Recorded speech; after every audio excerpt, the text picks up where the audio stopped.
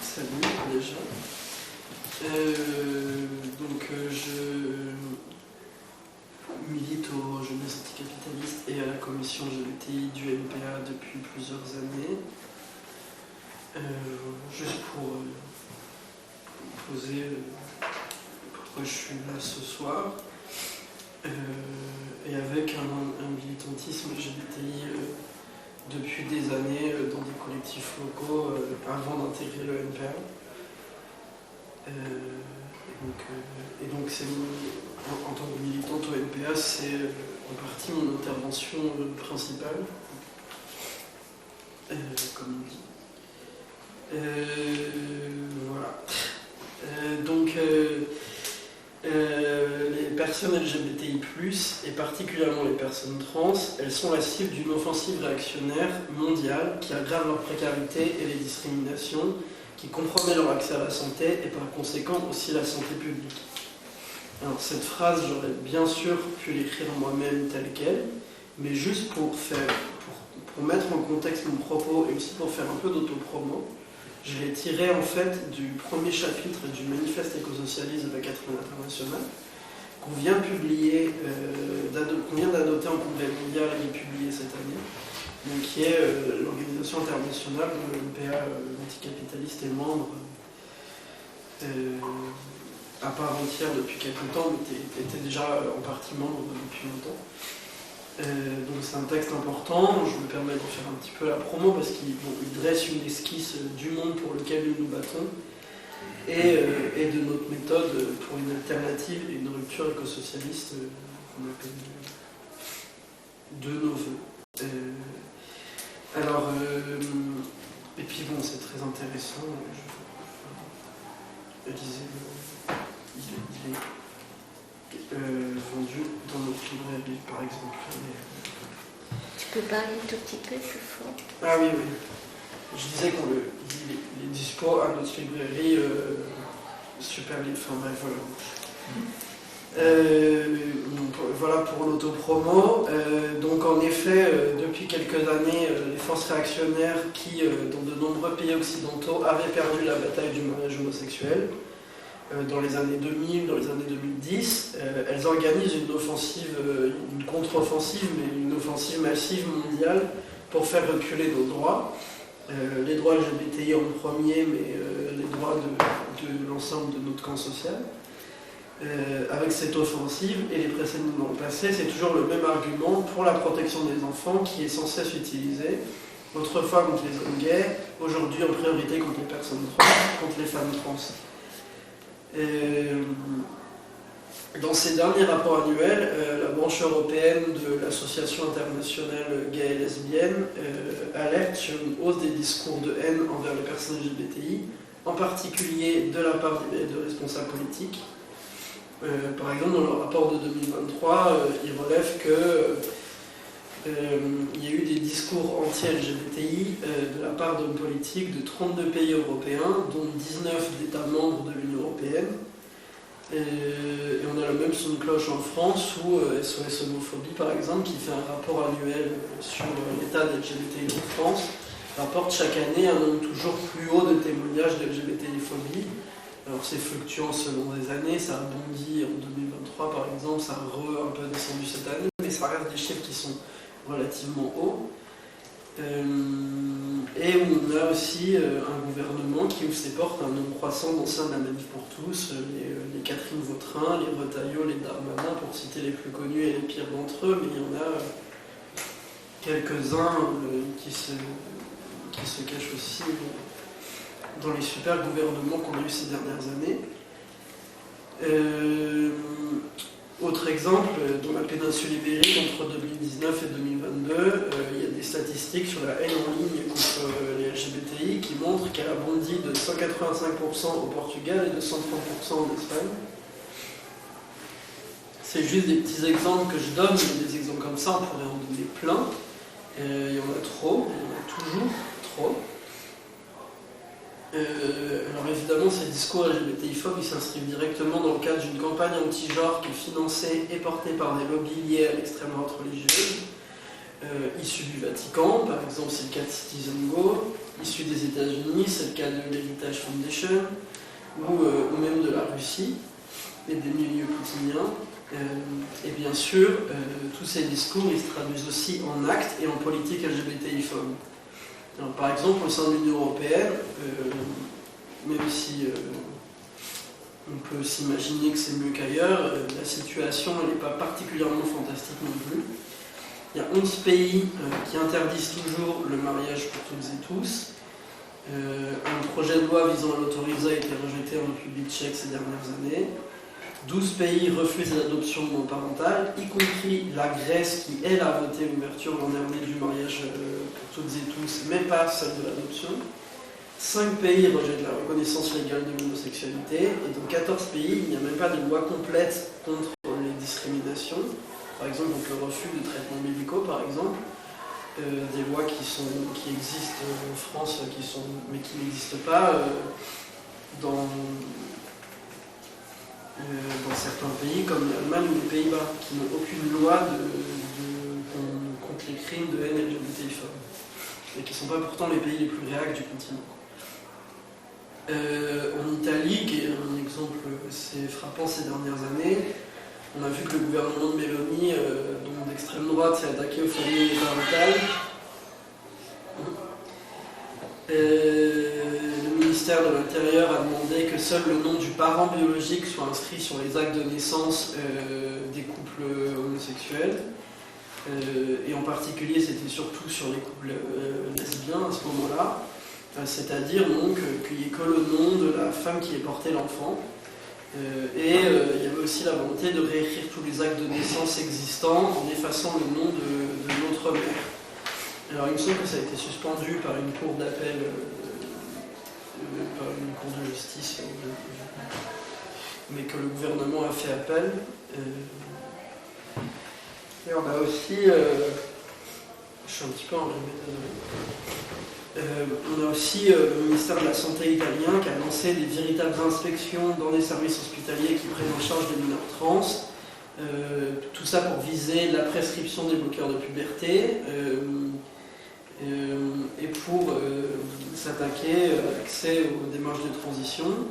Un autre type d'attaque qui existe aussi en Italie, c'est par exemple le principal gel d'estradiol, qui est utilisé dans les transitions féminisantes, a été déremboursé, ce qui augmente considérablement son prix. Donc c'est une autre barrière à l'accès à la transition qui est bien pourrie. Et puis il y a aussi des services cliniques pour la dysphorie de genre qui ont été ouverts dans l'hôpital catholique de Rome. Donc, je sais pas, je pense qu'il n'y a pas besoin de faire un dessin pour se dire que s'ils ouvrent ça dans l'hôpital catholique à Rome, c'est pas pour traiter selon les volontés de leurs patients. Au Royaume-Uni, donc chez nos voisins de l'autre côté de la Manche, les mouvements anti-trans, j'imagine que ça ne va peut-être pas échapper, mais les mouvements anti-trans sont particulièrement bien installés. Alors, ça a déjà été évoqué dans une intervention précédente, il y a effectivement eu la décision de la Cour suprême qui acte que la définition légale d'une femme repose sur le sexe biologique, qui a une caractéristique arbitraire que la Cour est bien incapable de définir. Elle dit que le sexe biologique repose sur ça, elle est incapable de dire c'est quoi le sexe biologique. Donc ça n'a aucun sens. Et en fait, l'objectif réel de cette décision, c'est exclure les femmes trans de toutes les protections qui existent dans la loi britannique contre le sexisme et les discriminations au travail. Mais c'est aussi pousser les femmes trans hors de la vie publique, dans la mesure où il y a de nombreux emplois ou de lieux de vie qui nécessitent de passer par les espaces mixtes, les toilettes, les vestiaires, qui sont devenus légalement inaccessibles aux femmes trans. Alors bien sûr, les services publics, les institutions, le gouvernement britannique ne sont pas du tout à leur coup d'essai. L'an dernier, il y avait déjà le système de santé publique qui avait banni les bloqueurs de puberté. Donc les bloqueurs de puberté, c'est ce qu'on prend à l'adolescence pour retarder la puberté et permettre aux adolescents trans de prendre plus de temps pour décider s'ils veulent effectivement démarrer une transition hormonale ou pas. Et c'est complètement réversible et le consensus scientifique montre qu'il n'y a pas d'effet seminaire particulièrement plus dangereux que n'importe quel autre traitement médicamenteux. Et avant ça, il y a 2 ans, le gouvernement de Londres avait déjà utilisé une procédure inédite pour empêcher l'application d'une loi votée par le Parlement écossais qui simplifiait la procédure de changement d'état civil en Écosse. Donc ils ont mis en place, ils ont utilisé une disposition qui n'avait jamais été utilisée depuis l'autonomie du Parlement écossais, uniquement pour s'attaquer aux droits des personnes trans.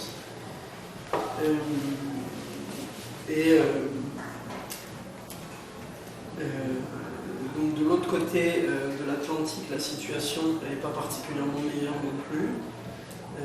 Au Québec, on a par exemple eu l'exemple du gouvernement de la coalition Avenir Québec, qui est un parti libéral de centre-droit qui a une position politique macronisto-compatible, enfin bref, qui n'est pas non plus un parti extrêmement réac d'apparence, mais qui a décidé qui a voulu que toutes les futures législations sur les questions trans soient évaluées par un comité spécial composé uniquement de réactionnaires et de militants anti-trans. Ce qui veut dire que si par exemple on teste de plus en plus de législation pour simplifier le changement d'état civil, elle va devoir d'abord passer devant une espèce de comité spécial qui est uniquement composé de militants qui sont en fait contre ces changements-là. Donc c'est pas le meilleur. Ça a suscité une mobilisation locale assez importante l'an dernier. Et donc chez leurs voisins du Sud, aux États-Unis, on voit que chaque année est battu le record du nombre de projets de loi LGBTI-phobes déposés dans les assemblées des États. Et si la cible principale pour le moment c'est l'accès aux démarches de transition, évidemment le reste des personnes LGBTI n'est pas oublié, puisqu'on voit aussi se multiplier les lois Don't Say Gay, entre guillemets, qui étaient les restrictions sur par exemple empêcher des livres sur les thématiques LGBTI dans les bibliothèques publiques, empêcher d'utiliser les termes LGBTI, les termes gays, les termes d'homosexualité dans les écoles publiques, en Floride, au Texas, dans certains États comme ça. Donc des politiques qui n'ont rien d'autre comme objectif que de renvoyer les personnes LGBT au placard, dans la honte et dans la précarité.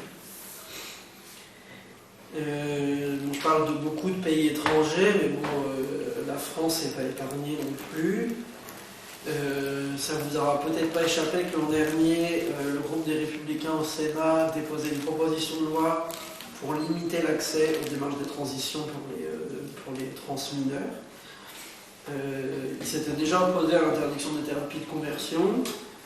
Quand ils ont vu qu'ils étaient minoritaires sur cette question, ils ont voulu écarter les personnes trans du projet de loi sur l'interdiction des thérapies, de ces thérapies. Et ils sont donc revenus à la charge avec ce nouveau texte, dont l'avenir est un petit peu incertain pour l'instant, puisque j'imagine que vous savez que l'Assemblée a été dissoute l'an dernier, et du coup le calendrier parlementaire est un peu chamboulé, mais le texte ayant été voté au Sénat il peut encore revenir à l'agenda parlementaire avant la fin du mandat, ce qui n'est pas rassurant. Alors bien sûr les républicains ne sont pas les seuls qui s'attaquent à nos droits et nos existences. Tous les mois, de nouvelles tribunes transphobes apparaissent dans les journaux, qui répètent les mêmes faux arguments sur la protection des mineurs contre le consensus médical international. Et il y a aussi le RN qui se lance un peu dans l'offensive, avec notamment une association parlementaire contre le wokisme, leur nouveau terme à la mode, et qui commence à travailler à l'Assemblée sur cette question. Et puis il y a les activistes anti-trans bien connus que sont Marguerite Stern et Dora Muto, qui font copain-copain avec Aurore Berger, patronne des députés macronistes, et qui ont sorti un bouquin pas mal relayé médiatiquement l'an dernier, notamment par des gens très sympas comme Marion Maréchal Le Pen. Tout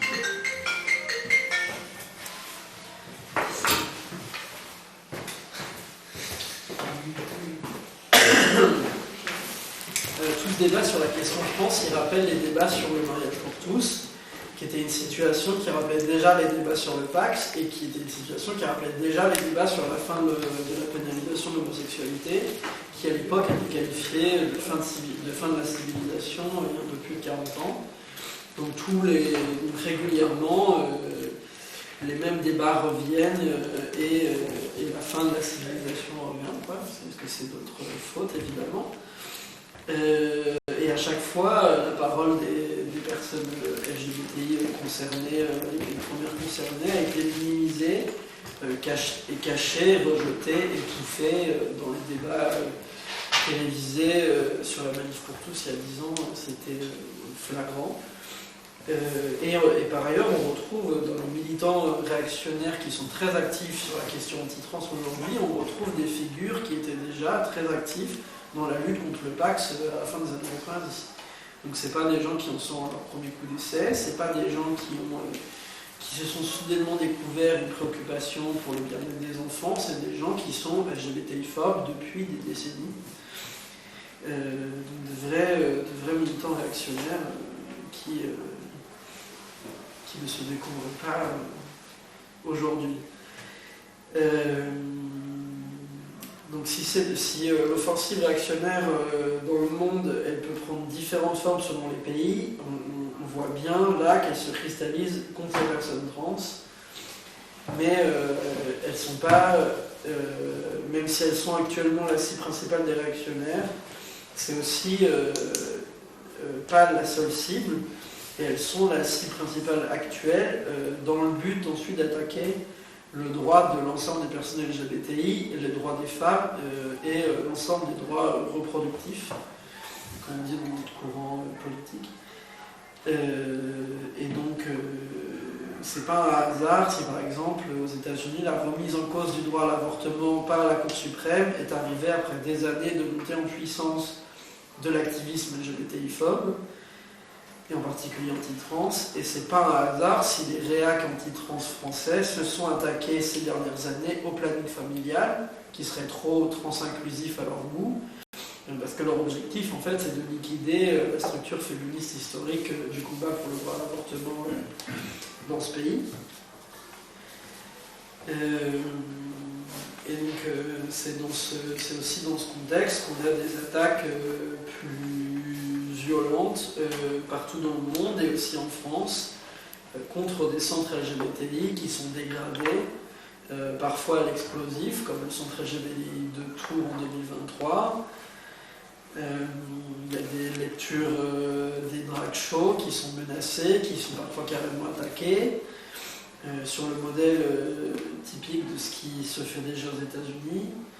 Et c'est pas uniquement l'extrême droite qui est à l'offensive, c'est aussi les pouvoirs publics et en particulier la police, puisque pendant la réforme des retraites, on a vu des flics s'attaquer à un bar LGBTI en plein Paris, à la suite d'une manif contre la réforme des retraites. Donc l'offensive réactionnaire, c'est une réelle menace pour les personnes LGBTI, mais elle concerne aussi toutes et tous. En fait, elle concerne, ce que je veux dire par tous et tous, c'est qu'elle concerne l'ensemble de notre classe, de notre monde social dans son ensemble.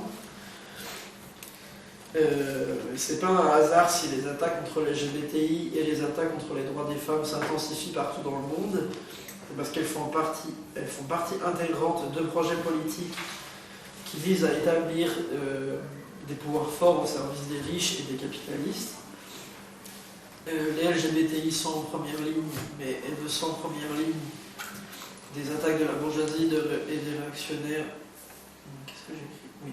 Mais elles ne sont qu'en première ligne des attaques de la bourgeoisie et des réactionnaires contre l'ensemble de notre camp social, l'ensemble des exploités, l'ensemble des opprimés. Alors du coup, pour citer un très vieux camarade décédé il y a plus d'un siècle, que faire ? Aujourd'hui, nous, on estime qu'il est plus que jamais nécessaire et urgent d'organiser la riposte, mais une riposte qui se doit être la plus large et la plus unitaire possible.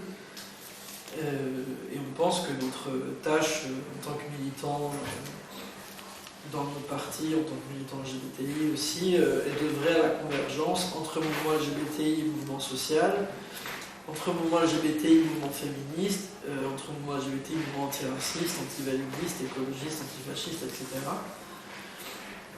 C'est une convergence qui est en pleine construction ces dernières années, à l'image de l'apparition d'un pink bloc dans les manifs parisiennes contre la réforme des retraites, de la présence de cortèges syndicaux lors des dernières manifestations Existence Inter, ou encore l'appel d'organisations LGBTI à investir les syndicats locaux partout où c'est possible. Alors ce n'est, pour citer un autre ancien camarade, ce n'est qu'un début, mais bien sûr, continuons au combat. Il faut saluer quand les organisations de mouvements ouvriers, en premier lieu les syndicats, s'approprient les revendications LGBTI, et d'autre part quand les personnes LGBTI s'investissent dans ces organisations de mouvements ouvriers. Cependant, on ne pense pas pour autant que l'objectif est de subordonner le mouvement LGBTI, contrairement à d'autres partis à l'extrême gauche que je ne vais pas citer, mais vous savez tous à peu près, je pense. Mais on pense qu'il ne faut pas subordonner le mouvement LGBTI à la gauche syndicale et politique ou de la transformer en simple émanation de celle-ci. En tant que militant révolutionnaire, on défend la nécessité de mouvements autonomes de LGBTI, comme on a défendu la nécessité d'un mouvement autonome des femmes, et on affirme que l'oppression ne peut pas être combattue sans une auto-organisation des personnes concernées par la dite oppression. Et en tant que militant LGBTI, on affirme aussi que notre mouvement doit se développer de manière autonome pour être à égalité avec le mouvement ouvrier, pour pouvoir le pousser à aller plus loin lorsqu'il ne voudrait pas aller plus loin, que ce soit en termes de revendication, de participation des mobilisations, de prise en charge des LGBTI-phobies en interne, etc. C'est pour ça qu'on pense qu'on doit prendre notre part dans le développement du mouvement LGBTI pour construire un mouvement large et unitaire à tous les niveaux. Donc nous, à la commission LGBTI du NPA, on appelle ça tenir les bouts, c'est-à-dire tenir les bouts pour faire des alliances, pour faire front, tenir les bouts entre le mouvement LGBTI plus radical et le mouvement LGBTI les secteurs plus réformistes du mouvement LGBTI, tenir les bouts entre le mouvement LGBTI et le mouvement ouvrier, tenir les bouts entre le mouvement LGBTI et le mouvement féministe, etc. etc.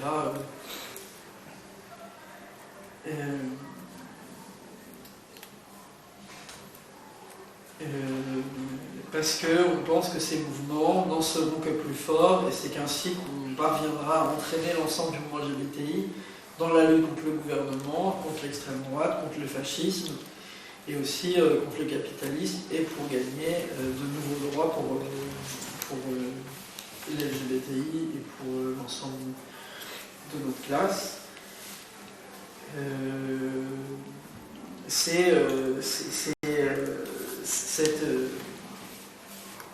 Cette vision de tenir les bouts qu'on a, c'est aussi la politique qui nous anime dans notre courant politique depuis très très longtemps, c'est-à-dire depuis le milieu des années 70, quand une première commission homosexuelle est apparue à la Ligue. Les camarades disaient déjà exactement à peu près, enfin pas exactement, mais ils disaient à peu près ça également. Donc c'est une tradition qui nous tient à cœur et qu'on garde.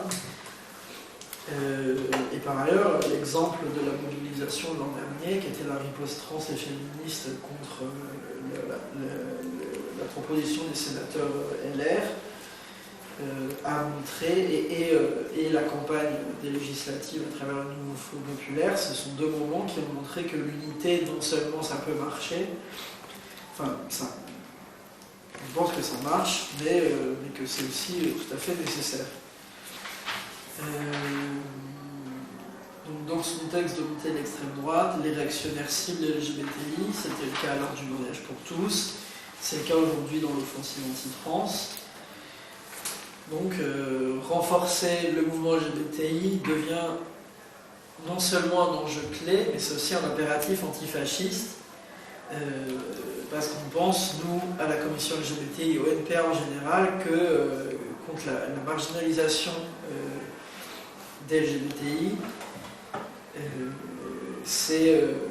que contre cette marginalisation, affirmer qu'il faut défendre les revendications du mouvement autonome des LGBTI, c'est défendre les droits d'un des groupes les plus opprimés au sein des classes populaires.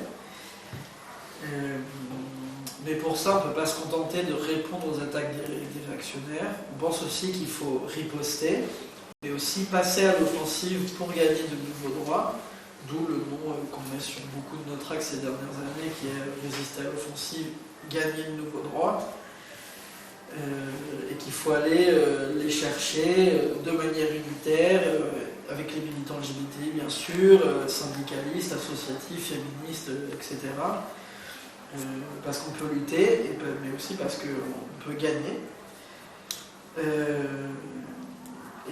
Défendre les droits LGBTI, défendre la libre disposition de nos propres corps, pour nous, c'est revendiquer l'amélioration de l'accès des droits reproductifs et leur extension. Donc, ce que j'entends par là, c'est qu'on défend évidemment la PMA pour toutes et tous, le remboursement par la sécurité sociale de tous les frais de transition, la libre disposition de nos gamètes, etc.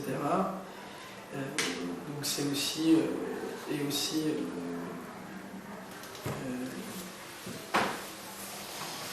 dans la question de la libre disposition de nos propres corps, il y a aussi la question de la lutte contre les thérapies de conversion.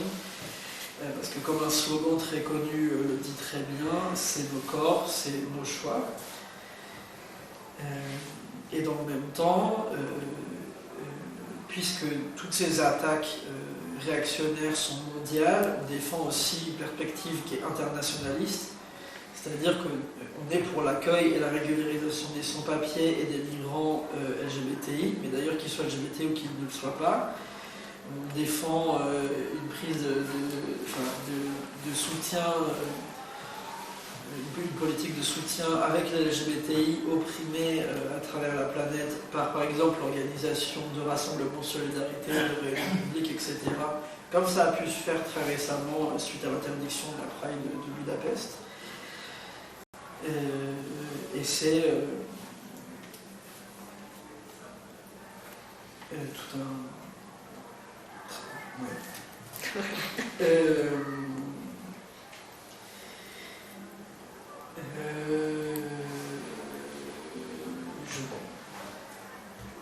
me suis perdu vite fait.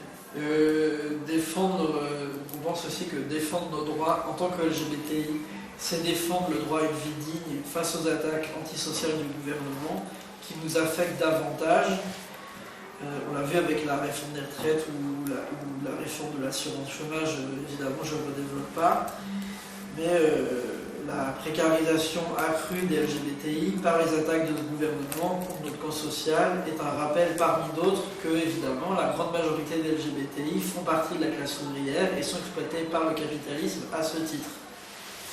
Donc évidemment, on revendique, en tant que militant LGBTI, en tant que militant révolutionnaire, l'abrogation de toutes ces réformes, l'augmentation massive des salaires et des minima sociaux, et la fin de la précarité, mais comme on le fait avec le reste du NPA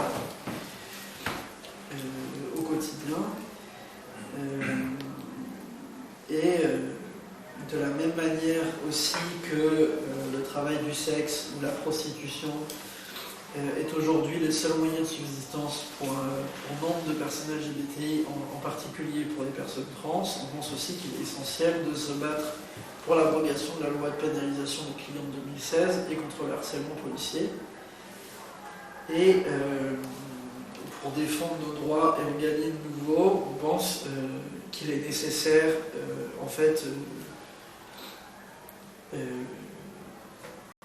de manière plus globale, on pense qu'il est nécessaire en fait d'en finir avec le patriarcat et le capitalisme, parce que si les personnes LGBTI sont en première ligne des attaques de la réaction, c'est parce que le système capitaliste a besoin de la famille hétérosexuelle pour se maintenir, et c'est bien pour ça que la division de genre dans la société et l'hétérosexualité comme norme qu'on n'est pas censé pouvoir transgresser existe aujourd'hui. Et c'est parce que nos existences fragilisent ces normes que le capitalisme nous oppresse avec son pilier central qui est le patriarcat. Le capitalisme a besoin du patriarcat et de l'oppression des femmes pour maximiser ses profits. Il a aussi besoin de l'oppression des LGBTI pour maintenir et renforcer ce même système patriarcal. Alors nous, en tant que militants LGBTI, en tant que militants révolutionnaires, on veut évidemment finir avec ce système. Pour aller plus loin, on va en finir avec l'institution de la famille capitaliste et patriarcale. Et on pense que notre libération totale ne sera possible qu'en mettant fin à ce système.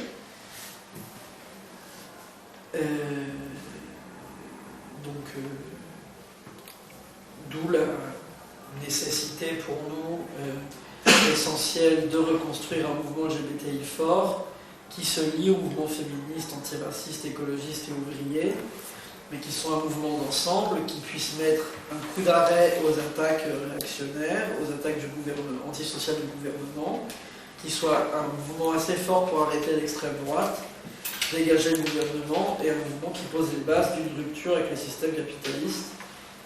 Il y a une véritable urgence à mettre en œuvre la vraie démocratie, celle des LGBTI d'abord, mais celle de tous les opprimés, de tous les exploités, celle de celles et ceux qui produisent les richesses, et donc celle du mouvement ouvrier. Et donc, pour finir, c'est parce que nos vies valent plus que leurs profits qu'on doit rester mobilisés et déterminés, et qu'il faut absolument se retrouver dans la rue, dans les prides, et dans les grèves, dans les manifs, etc. Et j'ai fait 5 minutes de plus que ce que je pensais.